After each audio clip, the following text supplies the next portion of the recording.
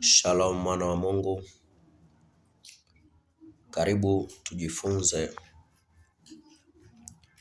tabia 20 za wana wa ufalme. Hizi ni tabia 20 za kimungu ambazo mtu yoyote aliyeamua kumwamini Yesu, aliyeokoka, anapaswa kuwa nazo. Tabia hizi ni Mungu. Tabia hizi zina muakisi Mungu. Mtu yeyote atakayepata neema ya kuwa na tabia hizi atampendeza Mungu na pia atawapendeza wanadamu. Atakuwa ni mwana wa Mungu kweli kweli. Atakuwa ni mtakatifu, na zaidi ya yote atakuwa mtu mwenye ushuhuda mbele za Mungu na mbele za watu. Tabia ya kwanza ya kimungu ni upendo. Hii ni tabia au ni sifa kuu ya Mungu, upendo. Upendo ni nini hasa? Upendo ni kukubali, kushawishika, kuvutiwa,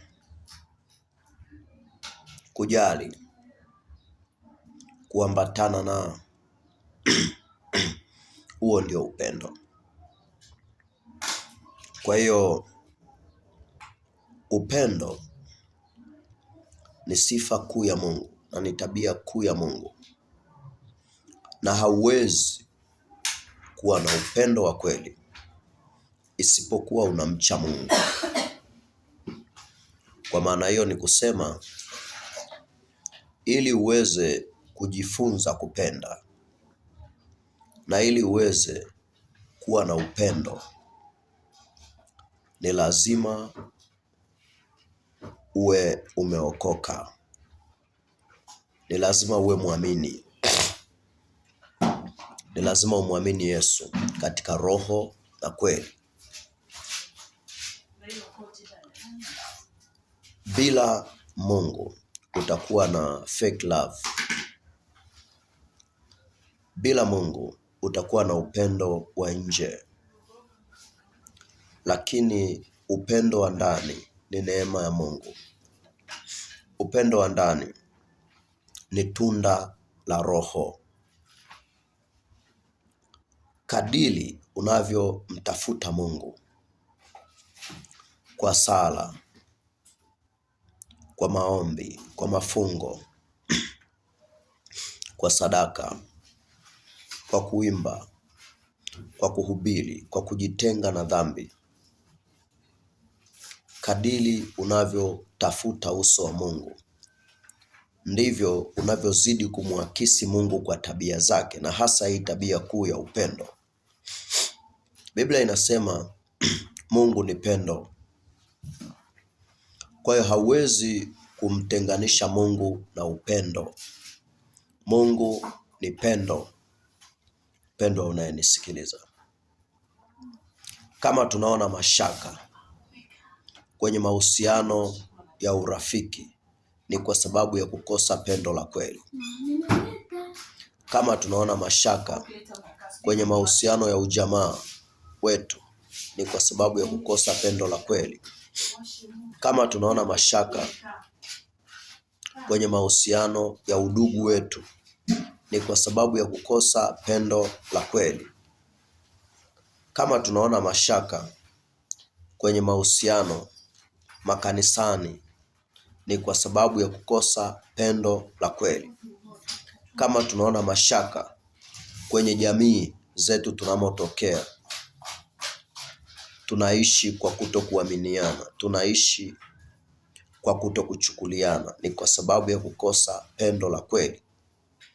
Kama tunaona maasi kwenye taifa, rushwa, ubinafsi, ufisadi, watu kujilimbikizia mali, uhujumu uchumi, ni matokeo ya kukosa pendo la kweli. Bwana Yesu asifiwe. Bwana Yesu asifiwe. Pendo la kweli ni pendo la kimungu. Ni pendo linalobubujishwa na Roho Mtakatifu ndani ya mtu kwa hofu ya Mungu.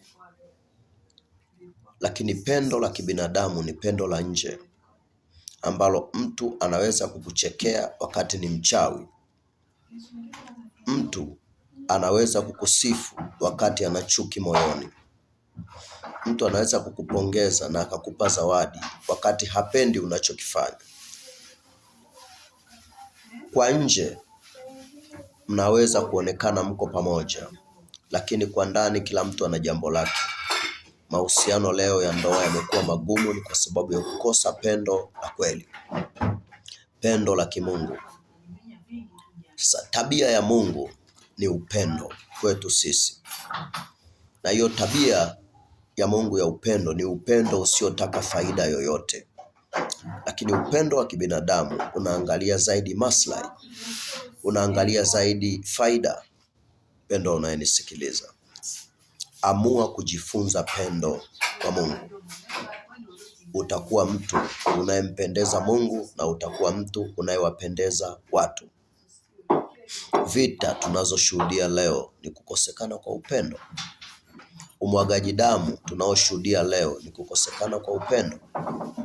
Wizi, utapeli, dhuluma, unyang'anyi ni kukosekana kwa pendo la Mungu. Na kwa sababu wanadamu wengi wamemwacha Mungu, Biblia inasema kwa sababu ya kuongezeka maasi upendo wa wengi utapoa. Kwa sababu watu wengi wamemwacha Mungu, upendo umepoa. Uchawi kwenye familia na ukoo umekuwa mwingi. Dhuluma, watu hawaaminiani. Wizi, utapeli, hata serikalini. Ukosefu wa uaminifu, rushwa, ufisadi, matendo ya kulididimiza taifa ni matokeo ya kukosa Mungu. Ni matokeo ya kutokuwa na pendo la kweli. Tuendelee kujifunza upendo katika Mungu, na Mungu azidi kukubariki. Unaongea na mwinjilisti na mwalimu wa neno Kapapi Peter Philbert. Natoka kwenye huduma ya Bonde la Chemchemi ya Uzima na Neema. Niko hapa Tunduma Mpemba. Karibu sana na Mungu akubariki. Mawasiliano 0762 120 150. Barikiwe sana mtu wa Mungu. Amina.